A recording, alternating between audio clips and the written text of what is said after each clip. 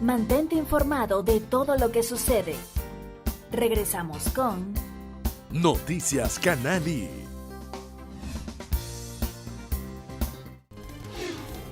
Noticias Canal I.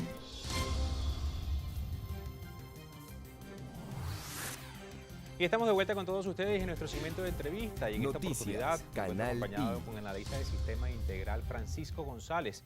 Y es que primero le damos la bienvenida acá a este segmento. Queremos conversar en relación a la salida de Venezuela de la OEA. ¿Cómo se ve este proceso y en qué beneficia o no a nuestro país?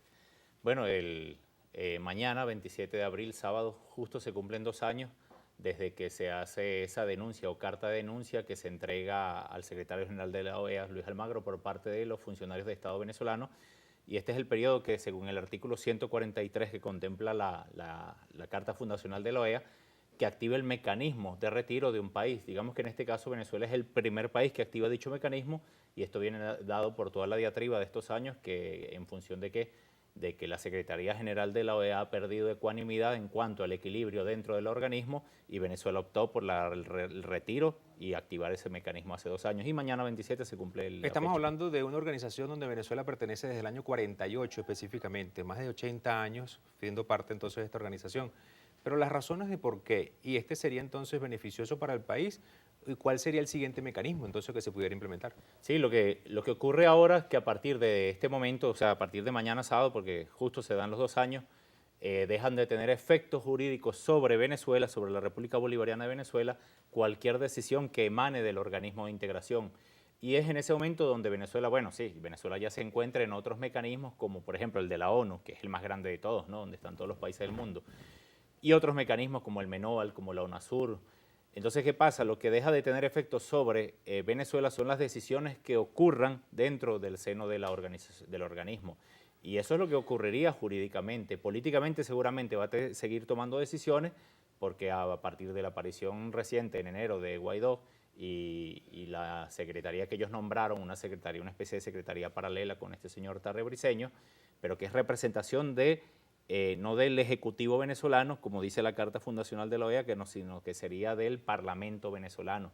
Y una cuestión que es ilegal, porque en la Carta Fundacional no estipula en ninguna de las causales el hecho que haya una representación por parte de los parlamentos. Entonces, en ese sentido, creo que lo que ha dicho Bolivia y México al respecto es violatoria de la Carta y es un mal precedente porque entonces el Parlamento de Bolivia o el Parlamento de Brasil o de cualquiera de los otros países que participan allí podrían apelar a una situación similar y poner un representante por parte de Ahora ellos. estamos hablando entonces que también podría estar peligrando la participación de Venezuela en la ONU, repitiendo este tipo de escenarios. No, lo que pasaría allí es que recordemos que cuando se funda en el 48 la OEA, también se lleva ese documento hacia la ONU y es como un apéndice de la ONU en cuanto al tema de las relaciones internacionales, uno de los mecanismos más que se ciñe a esa lógica. En este sentido, lo que pasaría allí es que Venezuela ya no participa en el organismo, pero sí está en la ONU, ¿ves? Entonces no pierde ningún tipo de relevancia con respecto a la participación o no de Venezuela en la ONU, para nada. Sin embargo, hay varias personas que se han referido específicamente a que esta salida pudiera tener entonces otro tipo de escenario. O sea, se pudiera manejar otro escenario Sí. antes de tomar la decisión como tal, aunque, como usted me está diciendo, fue hace 2 años que se hizo la solicitud. Sí, claro. Pero se exploró específicamente otro tipo de mecanismos para no tener que salir entonces de este organismo como tal. Claro, seguramente, porque recuerdo que justo estaba viendo las noticias de esos días, ¿no? Del año 2017 que se activó el mecanismo y Venezuela estaba tratando de buscar unos mecanismos de negociación dentro del seno de la OEA con sus aliados naturales en el continente, pero a partir de la llegada de gobiernos más de ultraliberales como Argentina o Brasil, que son uno de los